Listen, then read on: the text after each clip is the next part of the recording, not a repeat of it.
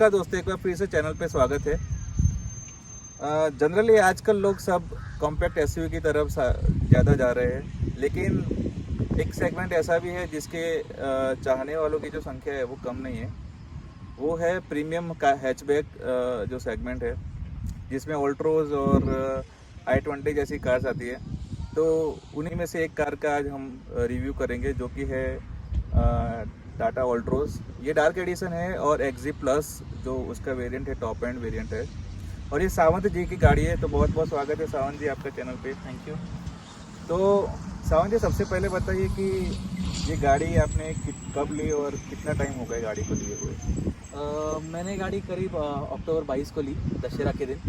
सो जिस दिन हमने गाड़ी लेने का सोचा था, इससे पहले मैंने 1.5 साल लगाया डिसाइड तो करता। आपने 1.5 साल से रिसर्च करी? यस, 1.5 साल से रिसर्च किया कि मुझे गाड़ी कौन सी लेनी तो है। उसमें कई सारी गाड़ियाँ आई और गई, नई भी आई बहुत होगी। ज़्यादा आई गई। फाइनली मैंने अक्टूबर 22 को ये गाड़ी ली और अभी मुझे करीब 9 महीने हो चुके हैं गाड़ी लेके। अच्छा। और मैं 10,000 किलोमीटर चला चुका हूँ। इससे पहले आपने कोई कोई गाड़ी का बुकिंग किया था? हाँ, चार बार गाड़ी बुक करके कैंसिल भी कर चुका और था। कौन कौन सी कार थी वो? सबसे पहला जब मेरा बजट कम था, ऑब्वियसली जैसे जैसे साल बढ़ते गया तो वैसे वैसे मेरा बजट भी बढ़ता गया। सो सबसे पहले मैंने जो बुक की थी वो थी ऑरा। ओके।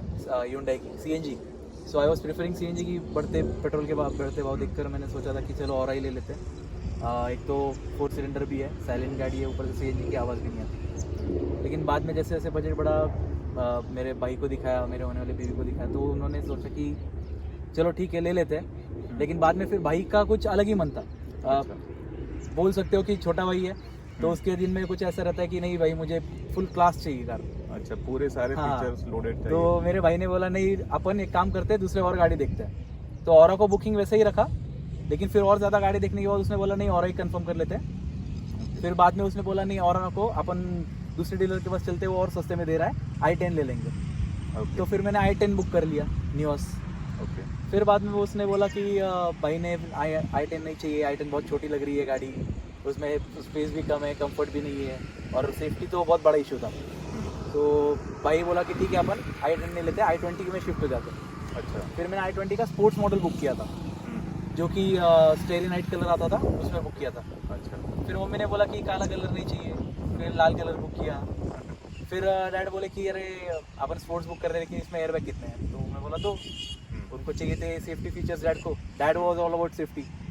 तो फिर उन्होंने बोला कि सेफ्टी ज़रा ज़्यादा देख लेते हैं, इसलिए मैंने फिर स्पोर्ट्स का शिफ्ट किया एस्टा। अच्छा। ओके।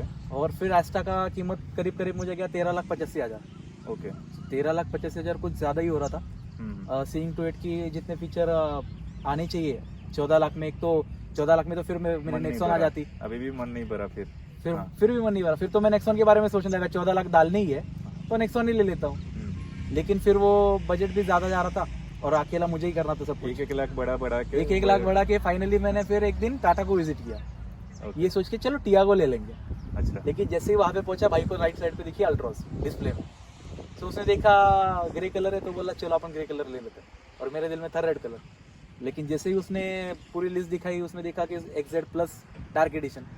भाई ने उसको पूछा ये क्या है डार्क एडिशन मतलब? तो उसने भी फोटो दिखाई, ये सब डार्क आता है, बाहर से भी अंदर से भी पूरी ब्लैक आती है। फिर उधर ही अड़ गया फिर। अच्छा। अभी यही चाहिए, इसके सिवा कोई देखने नहीं है। और इसका फाइनल कर दिया। फिर फाइनली हमने अल्ट्रोस बुक कर दी अक्टूबर 1 तारीख। ऑन रोड कितने में पड़ी आपको ये गाड़ी? ऑन रोड पड़ी कुछ 10,14,000 में। ओके। हमने बताया गया था 10,28,000 को हमने बार्गेन करके 10,14,000 में ले लिया। अच्छा, तो आप 10,000 किलोमीटर चला चुके हो? 10,300 किलोमीटर कुछ। 10,000 किलोमीटर। तो ओवरऑल आपका जो ड्राइव प्रेफरेंस है वो किस तरफ रहता है? मतलब सिटी में ज़्यादा चलाते हो, हाईवे पे ज़्यादा चलाते हो? मेनली मैं गाड़ी अगर निकालता हूँ, परसेंटेज में बताऊंगा तो 30% सिटी, 70% आउटसाइड। मतलब 70% आपका हाईवे रहेगा? हाईवे रहेगा। मैं बहुत दूर दूर जाता हूँ। तो माइलेज आप कितनी निकाल पा रहे हो अभी? ये कि जो अगर मैं सिटी में रहता हूँ तो 15 की एवरेज निकाल लेता हूँ आराम से, डिपेंडिंग ऑन ड्राइविंग हैबिट की किसका कैसा है। तो मैं तो मेरे कार को बहुत संभालता हूँ, तो आराम से चला के मुझे 15 का एवरेज निकाल देती है। 15 डिस्प्ले में तो 18-17 दिखाता है, 2 कम पकड़ो। अच्छा, 15 की आपको ओवरऑल माइलेज सिटी और हाईवे मिला सिटी का नहीं, सिटी का बोल रहा हूँ, सिर्फ सिटी का 15। अगर हाईवे पे जाते हो तो मैंने हाईवे पे इसका 28 भी निकाला है, 26 भी निकाला है और लीस्ट हाईवे पे 24 भी निकाला चलो विथ एसी, विदाउट एसी और सिटी और हाईवे ऐसे बात करते हैं। है। ठीक है, सिटी के अंदर विथ एसी कितने निकल पाए थे? विद एसी 14, 14 और विदाउट एसी? विदाउट एसी या फिर 16-17 ऐसा मिल जाता और है आराम हाईवे से। पे? हाईवे पे विद एसी करोगे तो 23-24 और विदाउट एसी करोगे तो 28। तो दोस्तों ये एक अच्छी माइलेज मानी जाएगी, ठीक है, मेरे हिसाब से ये काफ़ी अच्छी माइलेज है। तो अगर किसी को मिसकंसेप्शन है इसकी माइलेज के बारे में तो यहाँ पे हम क्लियर कर रहे हैं, ठीक है। तो उस हिसाब से आप अपना भी समझ लो आपको कितनी माइलेज चाहिए, ठीक है। अभी बात करते हैं सिलेक्शन की। अभी कॉम्पैक्ट एसयूवी जो है सब लोग उसी की तरफ जा रहे हैं, ठीक है, थोड़ा ऊंचाई पे जा रहे हैं। तो उस पे जाने का मन नहीं बना कभी? लेने के बाद ऐसा कुछ रिग्रेट हुआ, ऐसा कुछ बना सीन? लेने से पहले डेफिनेटली सोचा तो था कि अगर इतना डाल ही रहे तो कॉम्पैक्ट एसयूवी ले लेते हैं।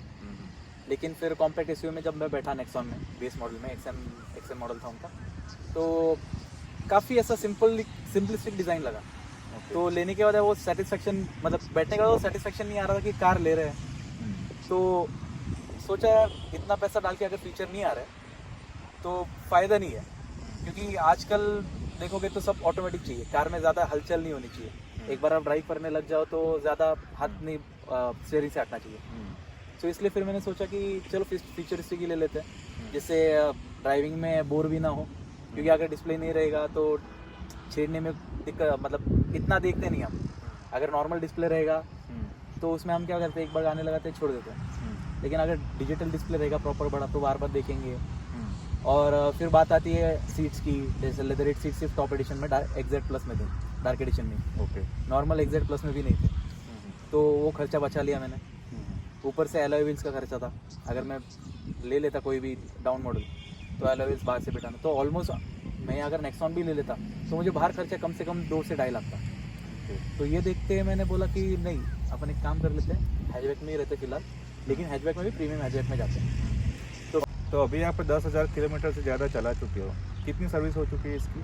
2 सर्विसेज हो चुकी है। तो कैसा रहा एक्सपीरियंस? सर्विस का पूछोगे तो बहुत ख़राब एक्सपीरियंस था मेरा। अच्छा। मेरा एक यूट्यूब पे इसके पहले वीडियो भी है, प्रतीक सिंह नाम के एक यूट्यूबर है जिन्होंने मुझे हेल्प की थी मेरी प्रॉब्लम सॉल्व करने में। ओके। मेरी पूरी जो राइट साइड की brake light and parking lights, okay, कुछ नहीं चल रहा था। मतलब कुछ एक्सीडेंट हुआ था? एक्सीडेंट नहीं हुआ था, इट वाज इलेक्ट्रिकल प्रॉब्लम, जो कि उनको भी समझ नहीं आ रहा था। आई वाज शॉक कि अगर टेक्नीशियन को समझ नहीं आ रही है प्रॉब्लम क्या है। तो ये कितने टाइम के बाद, गाड़ी लेने के कितने टाइम बाद ये आपको सेकंड सर्विस को ही, सेकंड सर्विस जब मेरा था ऑलमोस्ट 4-5 मंथ्स के बाद। ओके। सो इसी फेब या मार्च में हो गया था। ओके। तो उन्होंने मेरी गाड़ी पहले तो लेके गए, उसके बाद उन्होंने बहुत कुछ किया गाड़ी के साथ, लेकिन प्रॉब्लम सॉल्व नहीं हुआ। तो पहले सर्विस 2-3 बार उन्होंने ट्राई किया और प्रॉब्लम सॉल्व नहीं हुआ? गाड़ी वो 3-4 बार लेके गए मेरी सर्विस। 4 बार? ओके। 4 बार मतलब, और जब भी गाड़ी लेके जाते कम से कम 1 हफ्ता उनके पास रहती। अरे एक बार तो उन्होंने सर्विसिंग में मेरी गाड़ी ठुक भी दी थी। फिर आपको भी काफी दिक्कत हुई थी? बहुत ज्यादा दिक्कत हुई थी, मेरी गाड़ी उन्होंने ठोक भी दी थी। ठोक भी दी थी? हाँ। फिर तो वो भी उन्होंने रिपेयर करके दिया, लेकिन वो भी तो ये काफी तो बहुत समय के ही- बाद मुझे बहुत स्ट्रगल करना पड़ा उसके ये लिए। बहुत ही बुरा एक्सपीरियंस रहा फिर आपको? सर्विस के बारे में, टाटा के बारे में पहले ही सब लोग जानते हैं, हाँ। तो मैं एक्सपेक्ट ही नहीं कर रहा था उनकी सर्विस अच्छी रहेगी। तो लोग बोल रहे थे जो, तो वो आपके लिए ट्रू रहा? डेफिनेटली ट्रू रहा। ओके। तो फिर भी मैंने प्रॉब्लम सॉल्व करवा लिया। प्रतीक सिंह ने मुझे जैसे ही मेरी मदद कर दी। तो आपने एक यूट्यूबर से कांटेक्ट किया? जी। और तो फिर वीडियो उन्होंने डाल के मेरी प्रॉब्लम को शेयर की, उन्होंने सब बना के, जैसे ही उन्होंने वीडियो बनाया उसके 4 दिन बाद ही मेरी प्रॉब्लम सॉल्व हो गई। अच्छा। सो प्रॉब्लम, कलर भी सॉल्व हो गया था, कलर जो गया था मेरा। तो इसको उन्होंने प्रायोरिटी पे किया किया। और लिटरली इतना गंदा किया था उन्होंने प्रॉब्लम। एक तो मेरी गाड़ी का प्रॉब्लम सॉल्व नहीं किया था, ऊपर से ठोक दी थी, इंटीरियर पूरा का पूरा खराब, और पेट्रोल की टंकी पूरी खाली। अरे बाप रे। पूरी की पूरी खाली। और मैं पेट्रोल सिर्फ शेल का भरता हूँ जब से गाड़ी, आज तक एक बार भी भरा नहीं इसका, सिर्फ और सिर्फ शेल का। फिर आपकी लड़ाई वड़ाई हो गई क्या वहाँ? लड़ाई तो मैं करने से रहा, क्योंकि मुझे इतना काम रहता है, इनके चक्कर में पड़ के मेरा काम वैसे ही रह जाएगा। अच्छा। तो इसलिए मैंने ज़्यादा लड़ाई नहीं की, मैंने सिर्फ जो सोशल मीडिया का जितना हेल्प कर सकता। और बिल की बात करें, बिल कैसा बनाया उन्होंने? बिल उन्होंने एक भी नहीं लिया, क्योंकि आइटलास उनकी गलती थी तो नहीं लिया। बिल नहीं लिया? बिल नहीं चलो उस हिसाब से तो ठीक हुआ। वरना अगर वहाँ पे भी ज़्यादा हाँ। बिल काट फिर भी सर्विस में एक बात, सर्विस की बात की जाए तो ये टाटा की बहुत खराब है। टाटा को शायद उस पर काम करना चाहिए, बिकॉज अगर टाटा उस पर काम नहीं करेगी, सिर्फ गाड़ी बेचेगी तो कुछ फ़ायदा नहीं है। तो दोस्तों ये होता है सोशल मीडिया का जो है उसकी जो ताकत, ठीक है। अगर आप भी ऐसा कोई एक्सपीरियंस शेयर करना चाहते हैं हमारे चैनल पे, तो आप हमें कमेंट सेक्शन में ज़रूर बताएं। और अगर आपके पास भी ऑल्ट्रोज है और अगर आपने भी ऐसा कोई एक्सपीरियंस शेयर किया है, अच्छा हो बुरा हो, आप हमें बता सकते हैं कमेंट सेक्शन में। तो चलिए बात करें, अभी खट्टे एक्सपीरियंस तो होते रहेंगे, ठीक है। गाड़ी ली है अभी, टाटा की ली है। वैसे प्रोडक्ट से आप सेटिस्फाइड? प्रोडक्ट से सेटिस्फाइड, प्रोडक्ट अच्छा है, प्रोडक्ट नो डाउट फीचर्स काफ़ी ज़्यादा अच्छा है। ओके। अगर आप पॉजिटिव पॉइंट्स में क्या बताएंगे आप? पॉजिटिव क्या पॉइंट चीज़ सबसे अच्छी लगी उसकी? एक तो कलर कलर अच्छा लगा सबसे ओके। बेस्ट, अंदर बैठने के बाद कुछ अलग ही फील आता है, जो ब्लैक कलर है पूरा अंदर। मैं इनके साथ ही आया गाड़ी में, तो मुझे एक अच्छी जो है अच्छी वाइब आई गाड़ी के अंदर। ब्लैक होना पहले मुझे लग रहा था कि काफ़ी मेंटेनेंस रहता है, वो तो रहता ही है, इसी वजह से लोग लेते नहीं हैं। लेकिन अगर ले भी लोगे तो पछतावा नहीं होगा, ठीक है। एक बहुत अच्छी अलग फील आती है इसमें। और दूसरा है कि गाड़ी का परफॉर्मेंस, जब भी हाईवे पे जाते हो आप तो काफ़ी गाड़ी ऐसे होती है ना, उनका वेट कम होता है। सो जब भी हाईवे पे स्पीड में टर्न मारते हो आप, हाईवे पे तो बहुत सारे बॉडी turn होते हैं, तो बॉडी रोल हो के जो डर रहता है उसके वजह से आप टर्न मारते नहीं हो स्पीड में, आपको ब्रेक लगाना ही पड़ता है।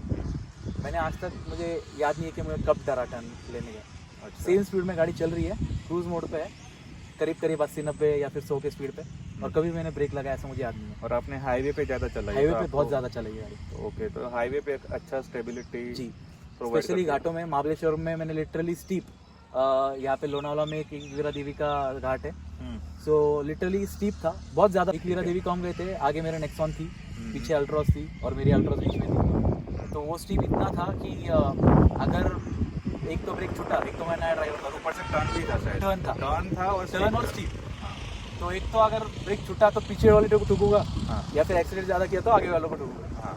लेकिन गाड़ी का कंट्रोल इतना अच्छा है, बहुत ज़्यादा अच्छा है, जल्दी छोड़ती नहीं है गाड़ी। सो एक वो है, परफॉर्मेंस गाड़ी का अच्छा है। सिर्फ इंजन अगर मैं देखा जाए तो इंजन का थोड़ा अंडर पावर लगता है, अल्टीमेटली वेट है गाड़ी का, तो वेट की वजह से इंजन थोड़ा अंडर पावर लगता है। लेकिन शायद वो शुरुआती हाँ, गियर शुरुआती शिफ्ट में जब भी इंजन नया था तभी लग रहा था, लेकिन अभी नहीं लगता। जैसे जैसे आदत हो जाती है तब थोड़ा आपको आ जाता है, राउच हो गया। अभी कंट्रोल हो चुका है सब कुछ। ओके। और पॉजिटिव पॉइंट बताना चाहूँगा तो इसका एसी आपने देखा ही होगा अभी। हाँ, एसी मैं अपनी साइड से पॉजिटिव पॉइंट में बोलूँगा ये कि एसी इसका काफ़ी पावरफुल लगा मुझे। पीछे अगर रियर सीट आप देखोगे तो वहाँ पे बीच में हम्प नहीं दिया, तो उस वजह से क्या होता है 3 लोग आराम से बैठ सकते हैं, तो ये भी एक पॉजिटिव पॉइंट है। इसके इंसुलेशन के बारे में बात करें तो क्या बताओगे आप, कैसा लगा आपको? इसका अंदर कोई कहीं पे रेटलिंग साउंड या ऐसा कुछ? ये मैंने कार लेने से पहले जैसे मैंने कार बुक की थी, तो बुक करने के बाद लोग करते हैं, बुक करने के बाद देखते कि कार कैसी है, यूट्यूब पे ढूंढते हैं। तो मैंने यूट्यूब पे ढूंढा था, बहुत लोगों की कंप्लेंट थी रैटलिंग में होता है, रैटलिंग में होता है। और कुछ लोगों ने तो वीडियो में बनाया था कि इंजन के नीचे ये पार्ट है, उसके नीचे रबर सील लगाओ, वाइजर लगाओ, ये लगाओ। लेकिन जब मैं कार लेने गया तो मैंने ये कंसर्न रेज किया सेल्समैन के सामने कि मैंने ऐसे ऐसे वीडियोस देखे हैं, ऐसे बहुत कुछ सुना है, तो उसका क्या?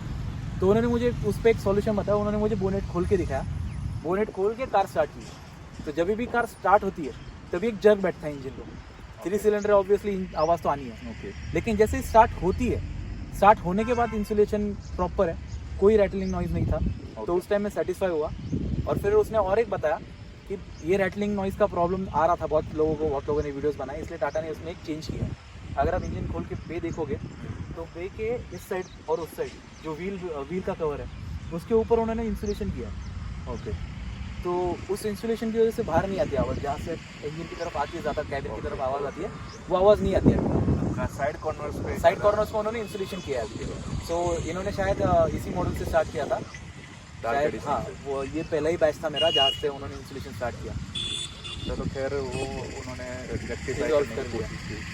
और मैं बताना चाहूँगा कि इसके जो ORVM है, एक अगर किसी ने आपको बाई चांस ठोक दिया और वो ओवरव्हीएम पूरा मुड़ गया 180 डिग्री तो 180 डिग्री पे घूमता है वो वापस, और अपने जगह पे ला सकते हो आप हाथ से। अच्छा, तो आप इसमें कॉस्ट बेनिफिट ये है कि आपको दूसरा मिरर चेंज करवाने की जरूरत कुछ रिपेयर वर्क भी नहीं आएगा, Repair उसके work अंदर नहीं से कुछ आएगा। टूटेगा नहीं, हाँ, तो ये बहुत अच्छा फीचर है। यस। और एक दूसरा इसका एक एडवांटेज है कि इंजन 3 सिलेंडर है, ओके, तो उन्होंने एक लो एंड टॉर्क दिया है। तो लो Okay. एंड टॉर्क की वजह से होता ऐसा है ना कि आप चाहे स्पीड में हो, अचानक से ब्रेक मारा, स्पीड कम होगी, ओके, फिर भी आप जिस गियर में हो उसी गियर में गाड़ी उठा सकते हो इजीली। अच्छा, आपको बार बार गियर डाउन शिफ्ट करने की जरूरत नहीं पड़ती। करेक्ट। सो उसमें क्लच प्लेट कम इस्तेमाल होगी, गियर कम शिफ्ट होगा, तो ऑटोमेटिकली आपकी गाड़ी की इंजन लाइफ बढ़ जाती है। थोड़ी देर पहले हमारी बात हो रही थी, नेगेटिव पॉइंट्स पे हम डिस्कस कर रहे थे, तो इंफोटेनमेंट सिस्टम के बारे में आप कुछ बता रहे थे। यस, इसका इंफोटेनमेंट सिस्टम अगर मैं कंपेयर करूँ i20 से तो काफ़ी छोटा है। Okay. i20 10 इंच का कुछ इंफोटेनमेंट सिस्टम देती है एस्टा में। अच्छा, तो वो एक यहाँ पे कमी है कि इसमें 7 इंच का इंफोटेनमेंट सिस्टम है, और काफ़ी ज़्यादा touch लैगी response- भी है। अच्छा, उसके बाद फिर आता है बात के प्लास्टिक की। हम्म, सो अंदर का जो पूरा प्लास्टिक है it's very hard plastic. So as compare to i20 Baleno या फिर कोई भी हैचबैक अगर कंपेयर करते हो तो टाटा का जो अल्ट्रॉस का प्लास्टिक है वो बहुत ज़्यादा हार्ड है। तो Okay. हार्ड होने की वजह से होता ही है ना कि उनका लॉक उतना पावरफुल नहीं है। तो वेट की वजह से प्लास्टिक का जो मेरा अभी अंदर का ग्लव बॉक्स है उसका लॉक ख़राब हो चुका है, तो क्योंकि वो वेट होल्ड ही नहीं कर पाता, उतना हेवी वेट है प्लास्टिक का। तो ये सब चीज़ें ऐसी चीज़ें हैं ना जो बाद में पता चलती है, ये एक ओनर ही बता सकता है, ठीक है आपको। पॉइंट एक है कि टाटा के जो कलर आते हैं वो काफ़ी ज़्यादा महंगे हैं। तो अगर आप ये सोच रहे हो कि टाटा की गाड़ी लेंगे तो भी गई तो भी कुछ प्रॉब्लम नहीं, लेकिन अगर गाड़ी लव आप इंडियन है फिर भी, इंडियन हाँ इंडियन मैन्युफैक्चर्ड फिर भी कलर बहुत महंगे हैं। अच्छा, लिटरली मेरा एक स्क्रैच था नीचे ऊपर लोअर बम्पर पे, तो कुछ 1-2 इंच का स्क्रैच था, उसको ठीक करने में मुझे करीब 3000 चार्ज किया गया। ओ बाप रे। सो GST इंक्लूडिंग, बट फिर भी अगर उस स्क्रैच को अगर रिपेयर करने में इतना जा रहा है तो डेफिनेटली आई थिंक कि कलर बहुत महंगे है। खैर, अगर आप प्रीमियम हैचबैक देख रहे हैं तो आई एम श्योर आप इस गाड़ी को ज़रूर देख रहे होंगे, और ये आज का जो हमारा वीडियो है उससे आपको काफ़ी इन्फॉर्मेशन मिली होगी। और कुछ बताना चाहेंगे आप गाड़ी के बारे में? कितने सेटिस्फाइड है आप? पूरा सेटिस्फाइड, मिक्स फीलिंग, या फिर completely not satisfied? With respect to car, I am completely satisfied. With product completely With satisfied? product completely satisfied. And with But service? other services, I would say mixed feelings. Mixed feeling. हाँ, क्योंकि Okay. कभी solve हुए problem, कभी नहीं हुए। तो definitely हर एक company खुद को इम्प्रूव करने में देख रही है। सो मैं ऐसी आशा रखता हूँ कि टाटा जल्दी इम्प्रूव करेगी खुद के सर्विसेज को। तो टाटा जी, अगर आप सुन रहे हैं तो आप कस्टमर की सुनवाई करते हैं, नो डाउट करते हैं, देर से करते हैं पर करते हैं, बट अभी ऐसा कुछ करिए कि ये मौका ही ना आए कि किसी को बोलना पड़े, ठीक है? तो दोस्तों, आज के वीडियो में बस इतना ही। मिलते हैं अगले किसी वीडियो में। वीडियो अगर अच्छा लगा तो लाइक कर दीजिए इसको, और आपके कुछ विचार है तो हमें कमेंट सेक्शन में ज़रूर बताएं। चैनल को अगर सब्सक्राइब नहीं किया तो सब्सक्राइब ज़रूर कर लीजिए, ठीक है? और बहुत बहुत धन्यवाद सावन जी कि आपने हमें कार दी और आपका Thank टाइम you. दिया, और Yes. आपने अपना जो ओनरशिप एक्सपीरियंस है हमारे दर्शकों के साथ पूरी ऑनेस्टी से शेयर किया। So thank you very much for that.